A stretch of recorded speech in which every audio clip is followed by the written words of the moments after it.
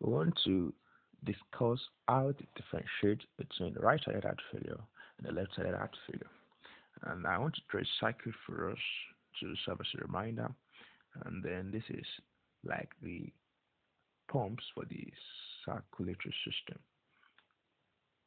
So when we have something like this, and then we call this the right pump,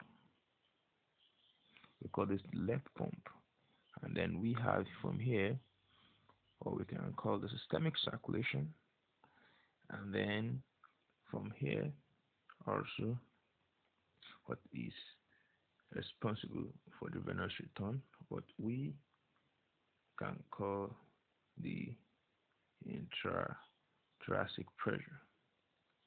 Now, you need a negative intrathoracic pressure to have a venous return while you breathing. That's during inspiration.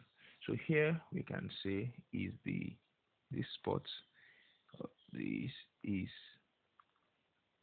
where I want to put in the pulmonary circulation. That's from here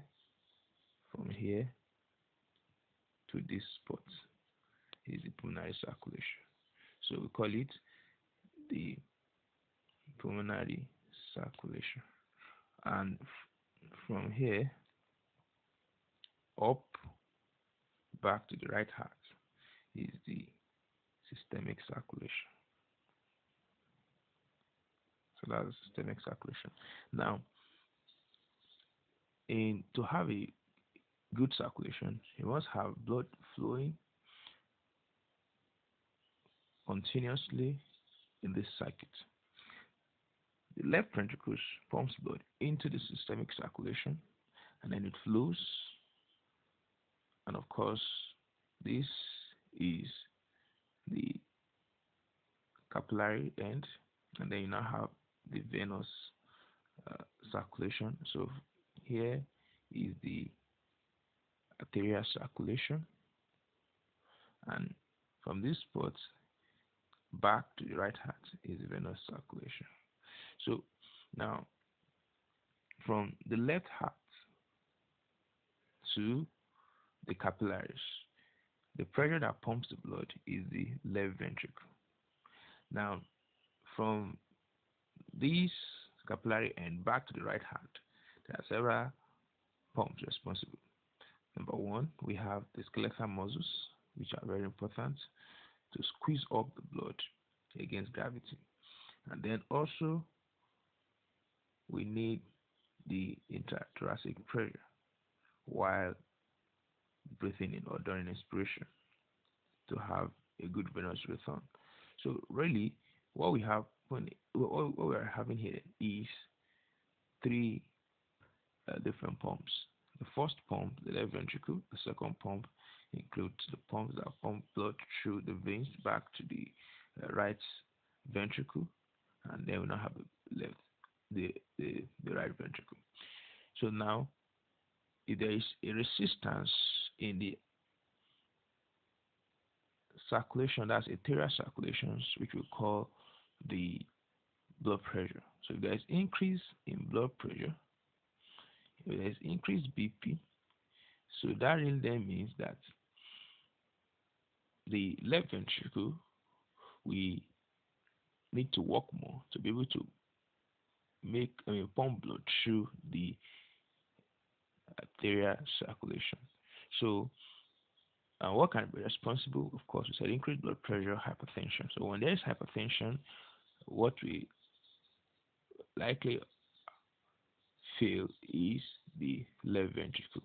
So there can be acute left ventricular failure as hypertensive complication of hypertension, and then you can have left ventricular hypertrophy, and then uh, these are what can affect the left ventricle.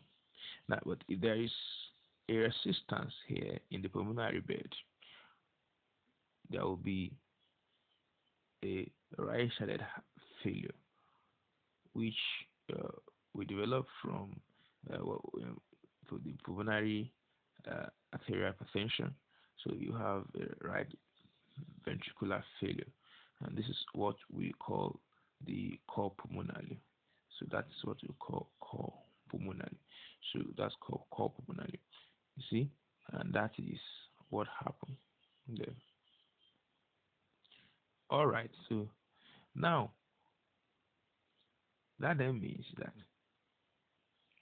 resistance in the pulmonary bed we call right-sided heart failure, while resistance in the systemic circulation we call left ventricular failure. And then again, we need to also think about the third point, which is the intrathoracic negative pressure. Now, because if there is a pleural effusion which is massive enough, it will reduce or minimize the venous return to the right atrium, which gets to the right ventricle. So we will have eventually a decrease in cardiac output too, and the patient will have insufficient blood supply to the systemic circulation. So these are areas we need to see and look into. So now, when there is a left ventricular failure, what will happen is there will be backflow of pressure, and then because of that, there will be pulmonary congestion. Because once there is a difficulty in the forward movement, so there will be a backflow of pressure. So left ventricular failure will lead to pulmonary congestion.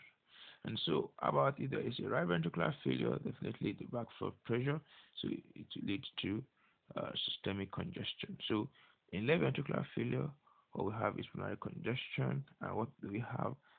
Apnea, we have this man nocturnal dyspnea. The patient we have dyspnea on exertion. So those are what happens when there's left ventricular failure. But what happens in right ventricular failure? Of course, there will be systemic congestion, there will be raised JVP, there will be hepatomegaly, there will be edema, and these are what will happen as with edema. These are what will happen when there's a right ventricular failure.